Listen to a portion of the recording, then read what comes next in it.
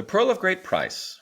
This is a book of scripture. Again, if you're not familiar with us, we have the King James Version of the Bible, the Old Testament, the New Testament. We have the Book of Mormon. We have the Doctrine and Covenants, which is what most of what we're going to be talking about today, or this year, today. This year is going to be based on.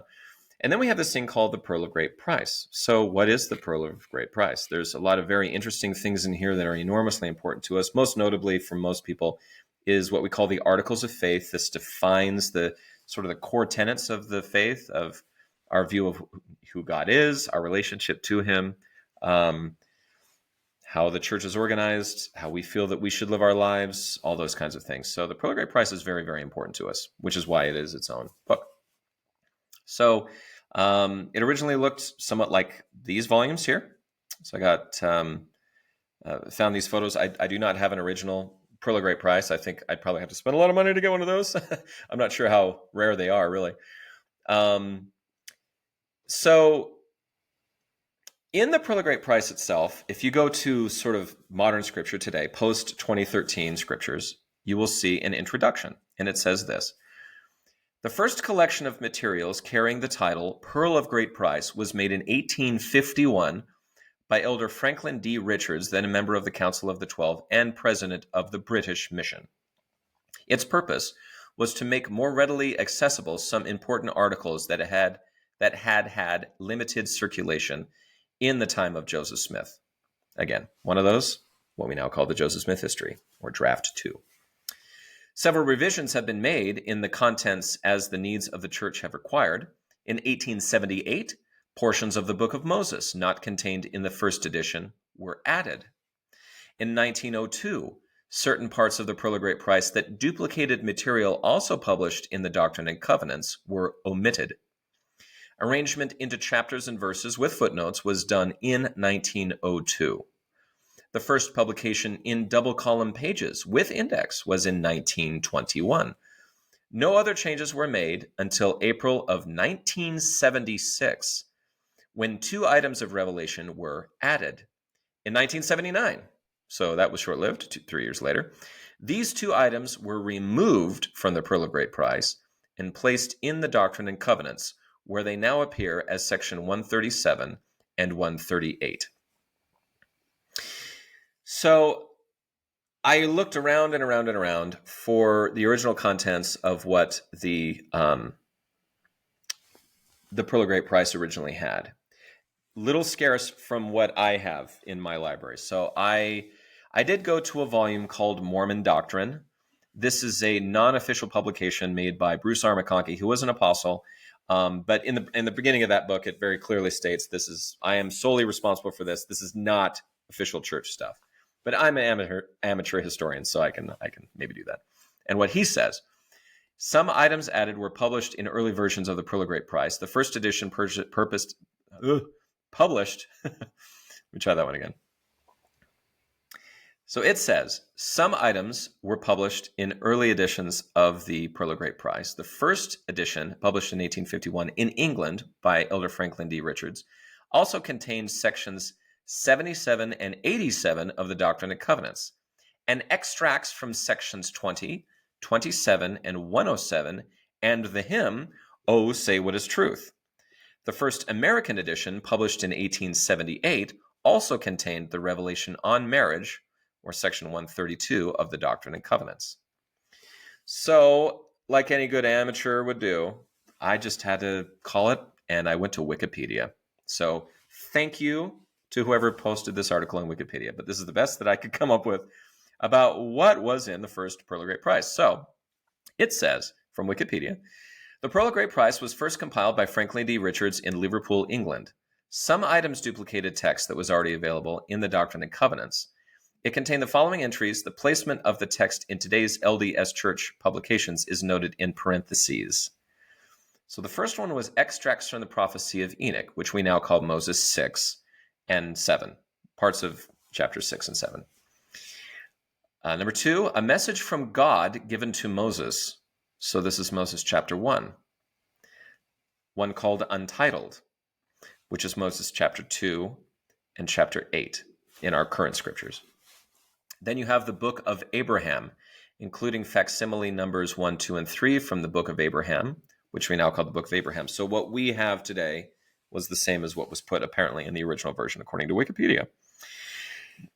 An extract from the translation of the Bible, that is called Joseph Smith Matthew. That is towards the end of the book of Matthew, but there's a very large one there. So it was too big to put in a footnote, so they put it there. A key to the revelations of St. John, which we now call Doctrine and Covenants 77, of Revelation and Prophecy, which we now call Doctrine and Covenants 87, extracts from the history of Joseph Smith, ding, ding, ding, that is called the Joseph Smith History, from the Doctrine and Covenants of the Church Commandment to the Church concerning baptism. So this is apparently section 20, verse 37, as well as verses 71 through 75. So this is from the Articles and Covenants, as they called it, and they extracted those items about baptism. The duties of members after they have been received into baptism, by baptism. So this is Doctrine and Covenants, section 20 again. The method of administering the sacrament of the Lord's Supper, which is Doctrine and Covenants, section 20. The duties of the elders, priests, teachers, deacons, and members of the Church of Christ. So this is also section 20. So all of the previous ones were segments of it. So if you're in England, I would suppose it would make sense to me. This is my opinion. You have the Pearl of Great Price, and inside of that, you're going to have the first vision account. You're going to have the sacrament prayers, how to give baptisms, and what members are supposed to be doing. So it's a little bit of a handbook that they had, a little literal handbook that they made.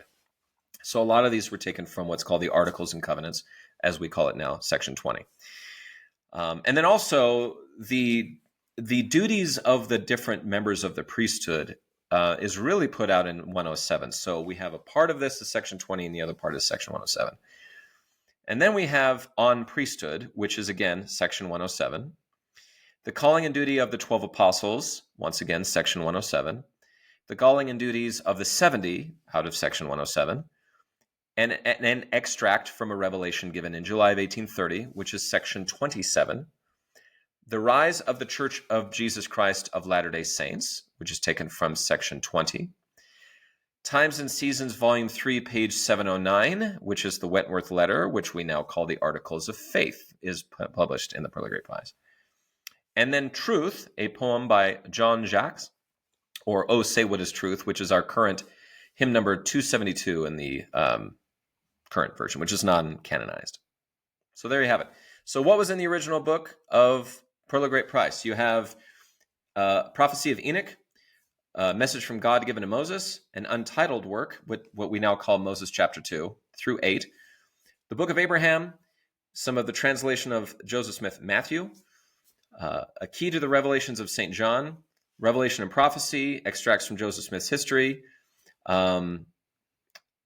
baptismal duties, duties of members after they're received by baptism, the method of administering the sacrament, the duties of priesthood offices, priesthood itself, the calling of the 12, the 70, an extract from a revelation which we now call section 27, the rise of the Church of Christ, which is again section 20, the Times and Seasons, volume 3, which really is just the Articles of Faith as we call it now, and then a poem.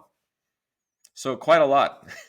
And like I said, it was expanded upon and contracted upon. And at the end of the day, what we have is a rather short book, quite frankly. In fact, you very rarely see it outside of its current version, which is at least bound with the Doctrine and Covenants. There's a version that the church puts out where you have the Old Testament, New Testament, Book of Mormon, Doctrine and Covenants, and then Doctrine and Covenants, and then the Doctrine and Covenants and Pearl of Great Price are one. Or you can see them in a triple combination, which is the Book of Mormon, Doctrine and Covenants, Pearl of Great Price, or it's just in a triple. Or you can do what everybody else does and just download them on your phone. So, yeah, I mean, there's my plug. Download these on your phone. There's some really fascinating stuff in here about the Pearl of Great Price contains some amazing things from, again, the translation of Genesis. So there's a very much more filled out account of the creation, of the experience in the Garden of Eden, the temptation of Adam and Eve. There's a lot of stuff about Enoch and the city of Enoch and the city of Zion, which were very heavily referred to in church history. So if you're wondering maybe why a lot of early church history really went after Enoch a lot of it came from these revelations and what they would term translations that Joseph Smith did. And then after that, yeah, like I said, you have the Book of Abraham, which was translated from papyrus. So that's another sort of Book of Mormon-esque type translation where it's a document written on some material, in this case papyri, that he translates into English. You have Joseph Smith Matthew excerpt. You have the Joseph Smith history excerpt, which for a long time, as I said before, was just volume 1, chapters 1 through 5 of B.H. Roberts, what B.H. Roberts put together in the history of the church. And then you have the Articles of Faith. So a very important book, somewhat controversial. This is not something we generally proselyte with, although I have to be careful about that because at least when I was serving a mission, the very first story we told people was from the Joseph Smith history, which is in the Pearl of Great Price. So anyway, yeah, it is there for all to read. I hope you've enjoyed our little journey today through what we now term Joseph Smith's history, but what is called the first vision, the history leading up to it, how we got those documents, what we're using today, the Pearl of Great Price, and how we got those documents, and hopefully just gives a little bit of an explanation about how we got to where we are. So thank you very much. This has been Filling in the History with the Amateur Historian. Hope you have a great week. Thanks.